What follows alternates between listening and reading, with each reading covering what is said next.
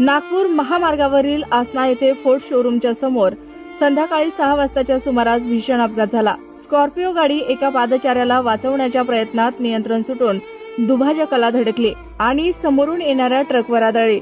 या दुर्घटनेत सय्यद हुजेफ वय वर्ष 32 आणि शेख सलाम वय वर्ष 30 दोघेही पाकिजा नगर नांदेड ठार झाले आहेत, तर शेख मस्तान शेख झैनुद्दीन वय वर्ष 30, सय्यद एजाज सय्यद गौस वय वर्ष 25, सय्यद फैजल सय्यद गौस वय वर्ष 27, नौमान खान हबीब खान वय वर्ष 20, शेख रिजवान शेख अलीम वय वर्ष 22 आणि शंकर बोडके पिंपळगाव नांदेड गंभीर जखमी झाले आहेत। स्थानिकांनी तातडीने मदत करत जखमींना बाहेर काढले। 4 जणांना यशोसाई हॉस्पिटलमध्ये हलवण्यात आले, तर 2 जण नांदेडच्या शासकीय रुग्णालयात उपचार घेत आहेत। या अपघातामुळे नांदेड नागपूर महामार्ग काही काळ ठप्प झाला।